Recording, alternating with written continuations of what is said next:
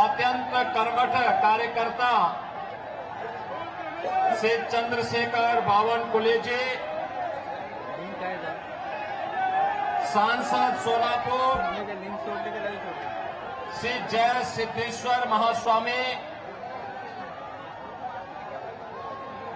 मंच पर उपस्थित यहां के विधायक श्री सुभाष देशमुख, श्री विजय कुमार देशमुख जी, श्री सचिन कल्याण शेट्टी जी, माननीय मंत्री चंद्रकांत दादा पाटिल जी, भारतीय जनता पार्टी के जिला के अध्यक्ष श्री नरेंद्र काले जी, लोकसभा के संयोजक विक्रम देशमुख जी, लोकसभा के भारतीय जनता पार्टी के प्रत्याशी श्री राम सतपुते जी, संतोष पवार जी, मनीष काले जी और अभी मेरे साथ ही आज के इस कार्यक्रम में यहां पर उपस्थित महाराष्ट्र सरकार के मंत्री, शिवसेना के उपनेता माननीय श्री गुलाबराव पाटिल जी,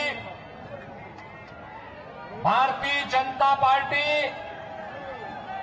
एनसीपी, शिवसेना और एनडीए गठबंधन से जुड़े हुए हमारे सभी पदाधिकारीगण भारी संख्या में सोलापुर की इस प्रतिष्ठित लोकसभा सीट पर उपस्थित मेरे सभी उपस्थित बहनों और भाइयों, एक ऐसी पावन भूमि जिसके मध्य में रेवण सिद्ध, पश्चिम में भागवत का पंढरपुर,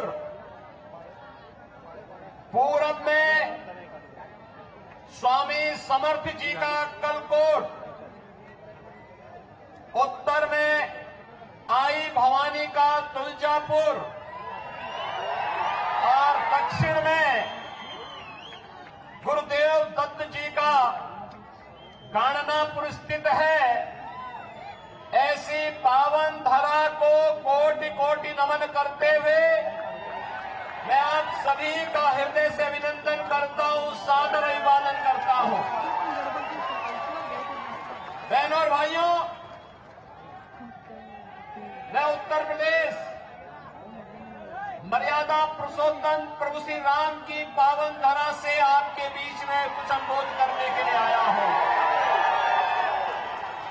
सबसे पहले तो मैं आपका अभिनंदन और आपका स्वागत करता हूं और आपका आभार भी व्यक्त करता हूं कि श्री राम जन्मभूमि आंदोलन के दौरान महाराष्ट्र के हमारे सभी भाजपा शिवसेना के कार्यकर्ताओं ने, महाराष्ट्र के हमारे वीर कार्यकर्ताओं ने जिस आंदोलन में बढ़ चढ़ करके भाग लिया और उस दौरान राम जन्मभूमि मुक्ति के उस आंदोलन के साथ जुड़ करके सफलता अर्जित की, आज प्रधानमंत्री मोदी जी के प्रयास से और आप सबके सहयोग से अयोध्या में भगवान राम का भव्य मंदिर बन गया है।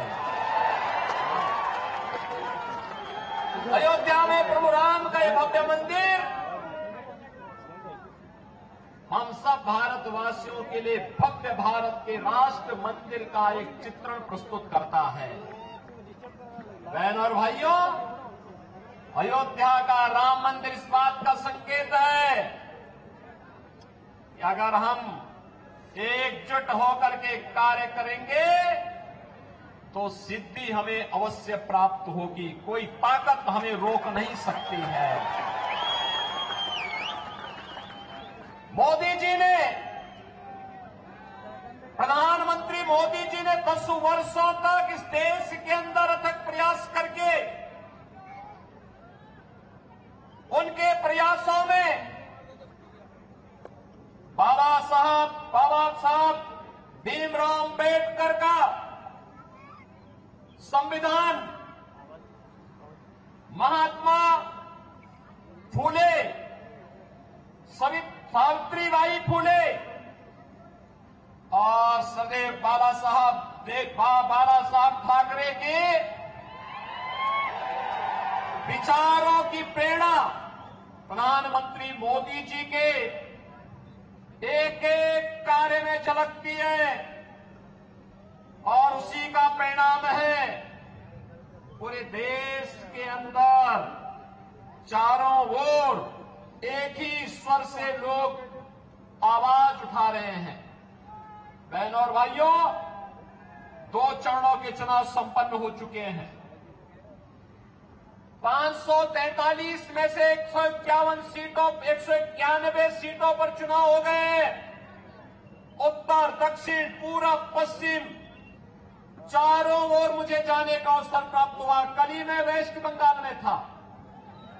बहनों और भाइयों, मैं कह सकता हूं चारों ओर एक ही स्वर गूंज रहा है। अकेले उत्तर प्रदेश में 80 लोकसभा सीट है और चारों ओर एक स्वर से आवाज आ रही है कि फिर एक बार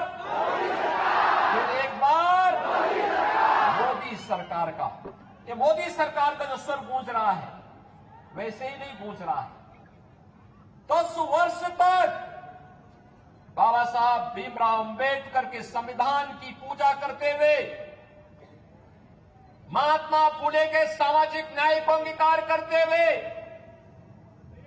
सावित्रीबाई फूले के महिला सशक्तिकरण के अभियान को आगे बढ़ाते हुए और सरदेव बाला साहब ठाकरे के हिंदुत्व की प्रचंड ज्वाला को आगे बढ़ाते हुए जो सिंहनाथ मोदी जी ने किया है, आज उसका परिणाम हम सबके सामने है। 140 करोड़ भारतवासियों का दुनिया के अंदर सम्मान बढ़ा है। भारत की सीमाएं सुरक्षित हुई है। एक सुरक्षित भारत किस रूप में सुरक्षित हुआ है? आज कोई भी देश, कोई भी दुश्मन भारत की सीमा का अतिक्रमण नहीं कर सकता। आतंकवाद, नक्सलवाद समाप्त। अगर कहीं जोर से पटाखा भी फूटता है तो पाकिस्तान पहले सफाई देता है कि मेरा हाथ नहीं है, क्योंकि इसे मालूम है ये नया भारत है, छेड़ता नहीं है। लेकिन अगर कोई छेड़ेगा तो फिर उसको छोड़ता भी नहीं है। ये नया भारत है। ये कांग्रेस के समय का भारत नहीं है कि कोई एक थप्पड़ मारता था वो कहता था अरे रुक जाओ यार, देखो कहीं माहौल खराब न हो जाए। ऐसा नहीं है। अगर कोई थप्पड़ मारेगा तो जोरदार घूंसे से उसका जबड़ा तोड़ने की हिम्मत आज का भारत रखता है। और इसलिए बहनों और भाइयों, मैं आज आप सबको यही कहने के लिए आया हूं, डेवलपमेंट का कार्य मोदी जी ने 10 वर्ष में जो तैयार किया है, ये विकसित भारत की आधारशिला बन चुका है। भारत आज दुनिया की सबसे बड़ी उभरती हुई अर्थव्यवस्था के रूप में स्थापित हुआ है। कौन ऐसा सच्चा भारतीय होगा जो अपने देश को विकसित भारत के रूप में न देखना चाहता होगा? हर भारतवासी की इच्छा है, क्योंकि जब मेरा देश आत्मनिर्भर होगा, विकसित होगा, तो हर चेहरे पर खुशहाली होगी, हर नौजवान के हाथ में रोजगार होगा, हर किसान आत्मनिर्भर होगा, हर बहन और हर माताएं, हर बेटियां स्वावलंबन की ओर अग्रसर होंगी, हर श्रमिक खुशहाल जीवन व्यतीत करेगा, हर व्यापारी का व्यापार बढ़ेगा। और यही तो मोदी जी चाह रहे हैं। इसी भारत की परिकल्पना को साकार करने के लिए वे प्रयास कर रहे हैं। कांग्रेस ने तो गरीबी हटाओ का नारा दिया था, 65 वर्षों में गरीबी नहीं हटा पाए।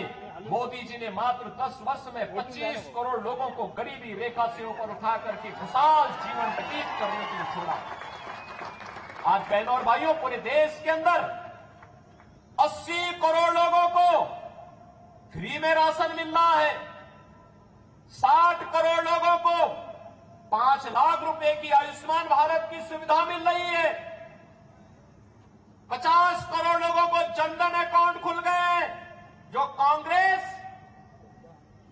पहले दिल्ली से आने वाले पैसे को, मुंबई से आने वाले पैसे को बंदर बांट कर देती थी, खा जाती थी, हड़प कर जाती थी, सेंधमारी करती थी। आज मोदी जी ने आपके लिए जनधन अकाउंट खोल दिया, पैसा सीधे उस अकाउंट में आएगा। कांग्रेस के लोगों को अब उसमें सेंधमारी करने का अवसर नहीं मिलेगा।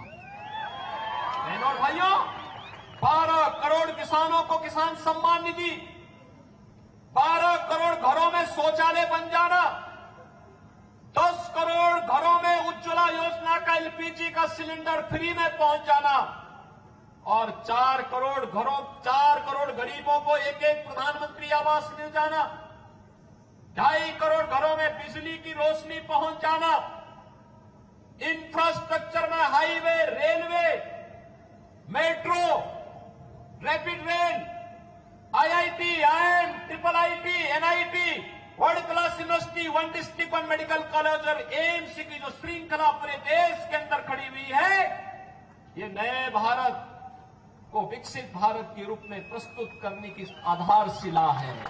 और इसीलिए आज मैं कहने के लिए आया हूं, बहनों और भाइयों, विकास भी है, गरीब कल्याण भी है, सुरक्षा भी है, सम्मान भी है और उससे भी बढ़कर के है आपकी आस्था का सम्मान। क्या अयोध्या में प्रभु रामलला का मंदिर ये कांग्रेस के लोग बना पाते क्या? ये लोग बना पाते क्या? इनसे उम्मीद करते हैं क्या? कांग्रेस के लोग तो क्या कहते थे राम हुए ही नहीं, और जब राम मंदिर बन गया तो फिर कहते थे कि मंदिर की डेट कब, जब राम मंदिर के लिए जब फैसला हो रहा था तो ये क्या कहते थे कि अगर फैसला होगा तो खून की नदियां बहेंगी। अरे हमने कहा देखो हम हैं यूपी में, चिंता मत करो, खून की नदियां नहीं, एक मच्छर भी नहीं मरने वाला, चिंता मत करो। और भाइयों, यूपी में पिछले 7 वर्ष में एक भी दंगा नहीं हुआ। 25 करोड़ की आबादी है, एक दंगा नहीं, कोई कर्फ्यू नहीं, और बड़े बड़े माफिया, एक तरफ राम मंदिर बना है और दूसरी तरफ बड़े बड़े माफियाओं का राम नाम सत्य है कि ये है यूपी।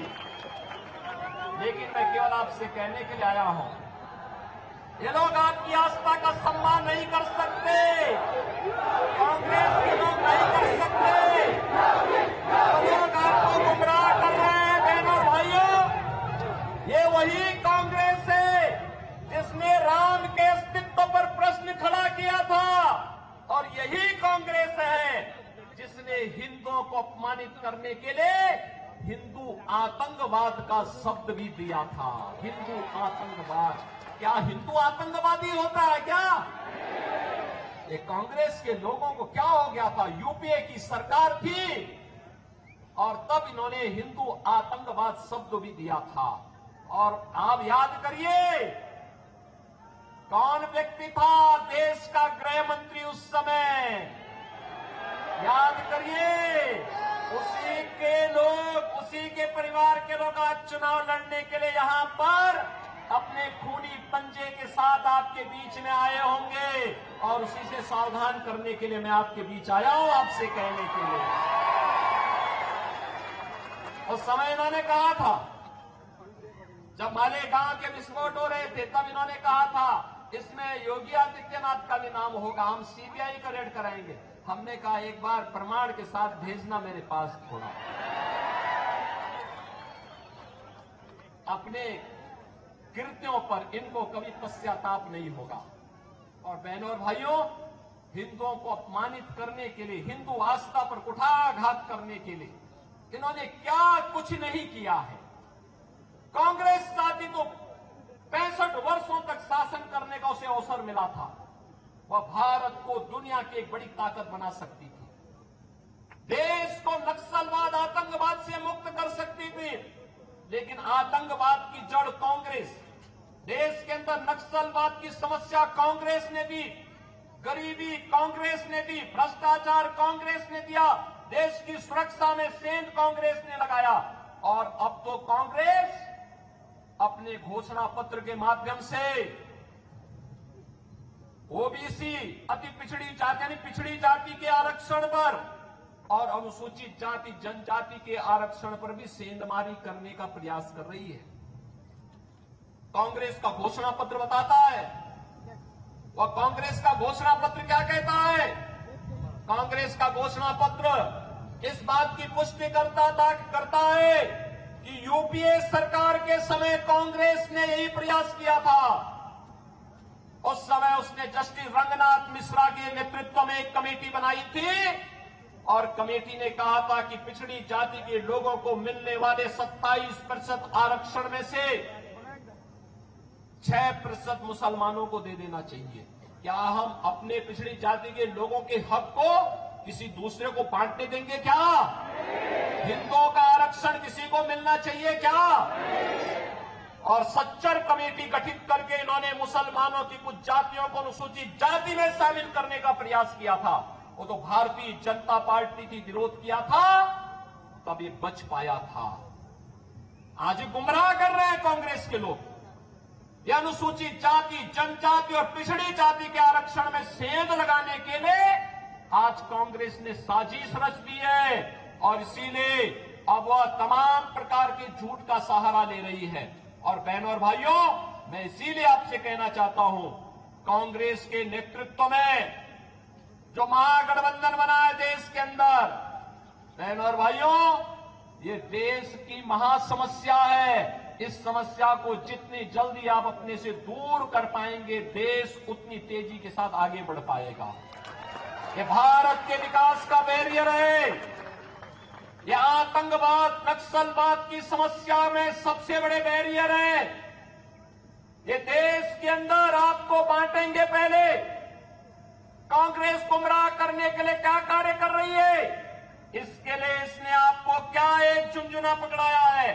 ये कह रही है हम पहले जातीय जनगणना करेंगे, जातीय जनगणना करके हिंदुओं की जातियों को आपस में लड़ाएंगे, फिर आपस में लड़ाने के बाद जब आरक्षण का मुद्दा इनके मुद्दे से अलग हो जाएगा, उसमें लोगों का ध्यान आपस में लड़ने में ही हिंदू लड़ने लग जाएगा, उसके बाद चुपचाप आपके हक पर ये उसको मुसलमानों को देने का काम करेंगे और फिर भारत की इस्लामीकरण का, तालिबानीकरण की एक रूपरेखा अपने घोषणा पत्र के अनुसार कांग्रेस तैयार कर देगी। हमें कांग्रेस के इस मंसूबे को सफल नहीं होने देना है। बहनों और भाइयों, इस देश का फिर से मजहब के आधार पर बंटवारा नहीं होने देना है और इसके लिए चाहे कोई भी कुर्बानी देनी पड़े, हमें इसके लिए अपने आप को तैयार करना है और इसीलिए हम आए हैं। आज जो परिवर्तन आपको देश के अंदर देखने को मिल रहा है, ये परिवर्तन का नेतृत्व करता, इसके सारथी हैं देश के प्रधानमंत्री मोदी जी। और आज हमारा दायित्व बनता है 10 वर्ष तक बिना रुके, बिना डिगे, बिना झुके मोदी जी ने देश के विकास के लिए 24 घंटे 365 दिन लगातार 10 वर्ष तक काम किया है।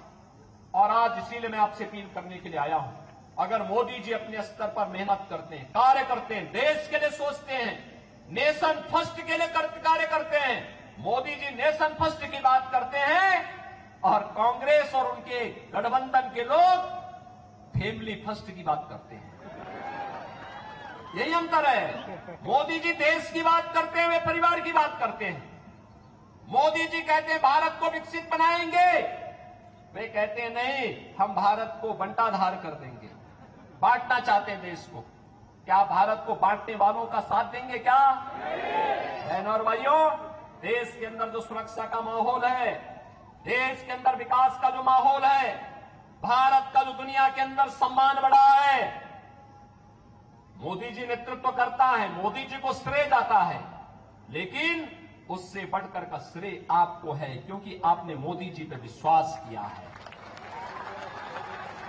और इसीलिए इसके लिए मैं आपका अभिनंदन करता हूं और इसीलिए आपसे अपील करता हूं, आपका एक वोट, आपका एक वोट अगर गलत दिशा में जाता है, आतंकवाद का पुराना दौर वापस आ जाता है, लेकिन अगर भारतीय जनता पार्टी के पक्ष में जाता है, आत्मनिर्भर और विकसित भारत की परिकल्पना को साकार करता है। जहां राम मंदिर भी है, जहां बाबा साहब भीमराव अंबेडकर के पंचतीर्थ भी है, जहां पर भारत की आस्था के प्रतीक पूज्य संतों का सम्मान भी है, और जहां पर गांव गरीब सबके विकास की, सबका साथ और सबके विकास की भावनाओं के अनुरूप कोई नहीं कह सकता कि मोदी जी ने 10 वर्ष में किसी का चेहरा देखकर के योजना का लाभ दिया हो। भारत का नागरिक हो, जरूरतमंद हो, उनको योजना का लाभ मिलना चाहिए। मोदी जी ने पहले दिन कहा सबका साथ सबका विकास। तो सबका साथ और सबके विकास में कहां से बात आती है, कहां से संविधान बदलने की बात आती है? मोदी जी तो बाबा साहब भीमराव अंबेडकर के संविधान की पूजा करते हैं। याद करिए, जब भारत का नया संसद बन रहा था, मोदी जी बाबा साहब भीमराव अंबेडकर जी के संविधान को सिर पे रख करके लेके जा रहे थे, कह रहे थे हमारे भारत का सबसे पवित्र ग्रंथ है, स्वतंत्र भारत का सबसे पवित्र ग्रंथ है। क्या कांग्रेस के लोगों ने कभी ये काम किया? कभी नहीं किया, करेंगे भी नहीं। इन्होंने तो बाबा साहब भीमराव अंबेडकर का जितना अपमान कांग्रेस ने किया, किसी और ने किया ही नहीं होगा। और इसलिए बहनों और भाइयों, इनके बहकावे में आने की आवश्यकता नहीं। याद रखना, जिन लोगों ने राम मंदिर के मार्ग में रोड़े अटकाए हैं, जिन लोगों ने हिंदुओं को आतंकवादी कहा है, हमारा वोट अगर उनकी तरफ जाता है तो बहनों और भाइयों, आने वाली पीढ़ी कभी हमें माफ नहीं करेगी, कभी माफ नहीं करेगी।